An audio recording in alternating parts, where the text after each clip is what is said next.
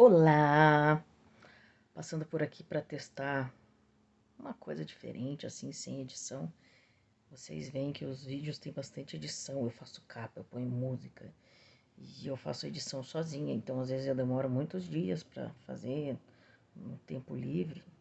Por mais que eu tente usar alguns formatos de edição prontos. Então, eu vou tentar fazer aqui, ó, um papo sem edição. Vamos ver do jeito que vai ficar. E eu pensei em fazer assim, trazer uma reflexão que pegue três aspectos. Eu pensei assim: um filósofo, um psicólogo e um versículo. Que pode ser também princípios, né, dessas três áreas. Acho que pode ficar interessante. E para esse primeiro, como eu não preparei nada, não fiz roteiro, não fiz nada, eu resolvi assim, folhear alguns livros que eu tenho aqui, algumas referências que eu leio às vezes, que são tipo coisas que eu deixo na cabeceira quando eu quero ler alguma coisa. Ah, agora eu quero ler um pouquinho sobre tal coisa. Aí são coisas que sempre estão rolando por aqui. E vamos ver o que deu. Então aqui, ó, vou começar com a parte da psicologia. Vou virar aqui para vocês verem o que eu tô lendo. Olha só, nossa história não determina o nosso destino. Muito legal para quem acredita no Maktub ou destino, ou sabe essa visão um pouco mais inatista, como se tudo que está no nosso vir a ser já estivesse dentro de nós, esperando para se manifestar, como se tivesse algo místico, como signo, outra coisa, que determine quem a gente vai ser. E aqui nessa abordagem da psicologia positiva que eu encontrei aqui, é colocado o seguinte: que coisas ruins acontecem. Talvez essa seja uma certeza que a gente tem. E não é só às vezes no mesmo dia, coisas vão acontecer não previstas. Aí tem sempre dois caminhos aqui, ó. Aqui nesse organograma aqui, nessa imagem. Deixa eu ver, tirar da luz aqui. Isso aí. Você pode se sentir aniquilado e inadequado e continuar a sofrer, ou você pode aceitar o desafio e seguir em frente com a sua vida. Então, sempre que se apresenta algo ruim ou algo que talvez a gente ainda não entendeu completamente o que aquilo significa, e a gente ainda está refletindo o significado ou o que fazer, a gente sempre tem essas duas escolhas, né? Sentir que a gente não tem o que fazer e só aceitar aquilo e continuar a sofrer, ou topar o desafio, buscar saídas, né? Não deixar que de repente uma emoção negativa que vem se instale e aí você reagir com aquilo e levar para o racional e buscar opções para resolver. Principalmente com coisas que mexem mais com a gente, que são coisas importantes para a gente. Então, achei legal. Não que tenha uma conexão direta, mas eu digo que quando a gente estuda psicologia e filosofia, quase tudo a gente consegue encontrar algum pontinho de relação, né? Claro que eu não estou falando de pesquisa, de abordagem metodológica, mas de ideias quando a gente deixa elas rolarem soltas. Então, essa aqui é a parte da psicologia. Agora vamos para a parte da filosofia. Na filosofia, olha que interessante.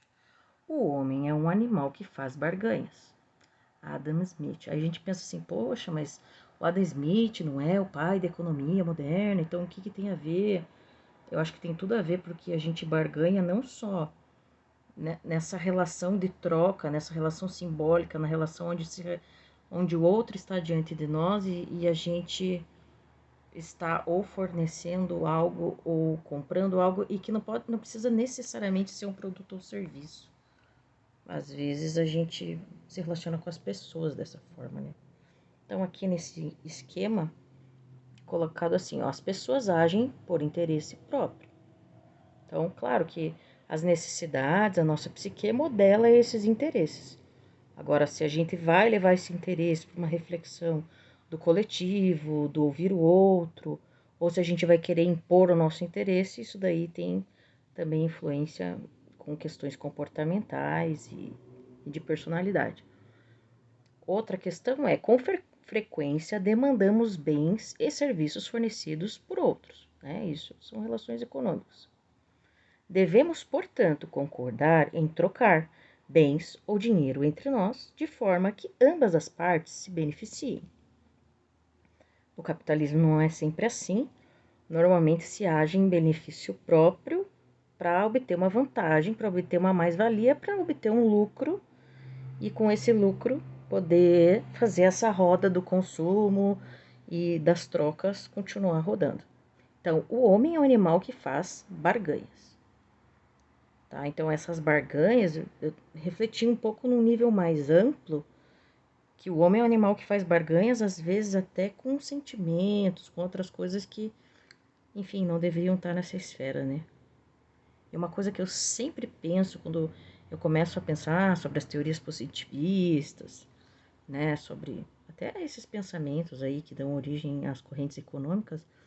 Poxa, como que essas relações de troca e de utilitaristas mesmo, quando a gente olha para o outro, influenciam, né, as atitudes nos ambientes sociais, seja no trabalho, até às vezes nas relações de amizade, com vizinhos, até na família.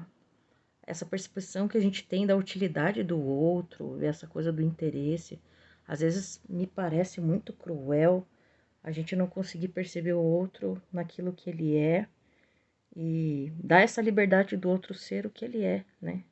Porque às vezes a gente tem pessoas que têm essa dificuldade de entender o outro como ele é, ou de se abrir para de fato permitir que o outro acesse quem você é e você consiga numa troca, e aí, claro, tem a esfera comunicativa, do feedback, de você se abrir nessa disposição de compreender o outro, aprender com ele e tirando um pouco aquele óculos com o qual, né, o paradigma com o qual você vê a realidade. Se permitir usar um pouquinho o óculos do outro para ver coisas diferentes. Não é tão fácil assim, né? E a última coisa que é o versículo. Esse versículo é um versículo que eu estava meditando ontem. Normalmente eu leio mais assim quando eu acordo, porque aí eu já fico, tipo, o meu versículo do dia, né? E às vezes, quando é do Velho Testamento, eu tento procurar alguma coisa do grego para tentar ver qual que era o verbo original, porque tem diferenças e às vezes a gente perde alguns significados na tradução, né? E o que eu escolhi foi Isaías 40:31, que é bem assim para fortalecer quando a gente está cansado, quando a gente está preocupado e precisa ver as coisas. Então, um pouco do que eu acabei de falar ali, com outro óculos, olhar a realidade de cima. Às vezes a gente está tão envolvido com alguma coisa, né? Se eu pegar um livro aqui e ficar tipo grudado assim com ele, ficando olhando de muito perto, eu não vou ver, não vou entender direito. Então, o versículo diz o seguinte: mas os que esperam no Senhor renovarão as suas forças, subirão com asas de águias. Eu gosto muito dessa parte. Então você vai renovar as forças e vai subir. Então você vai ver a situação de um outro patamar. Você vai compreender aquilo de cima, né? Fazendo uma cartografia do problema, de tudo que está acontecendo e percebendo aquilo. Talvez de uma forma que, quando você está muito envolvido na situação, você não consegue entender daquela forma. Ou que você não tem elementos suficientes para compreender aquela realidade, e aí você fica com aqueles montes de ECs e Cs, e aí você fica pirando e não chega numa conclusão. Então, os que esperam no Senhor renovarão as suas forças, subirão com asas como águias, correrão e não se cansarão, andarão e não se fatigarão. Muito interessante isso, porque nosso corpo é limitado, a gente precisa comer, precisa dormir, precisa descansar. Então, eu acho que esse correr e esse andar, ele é mais psicológico, ele é mais realmente nessa esfera metafísica.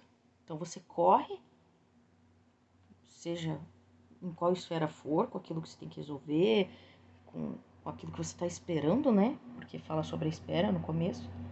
E não se cansa, você anda e não fica fatigado, né? Então, fica essa mensagem. E vou testar mais vezes esse formato, tá bom? Tchau, tchau, boa noite, boa semana. E que seja uma semana boa e que a gente consiga ter acessível quem a gente é nas situações, mas sempre respeitando e compreendendo quem é o outro que está diante de nós, tá bom? Tchau, tchau.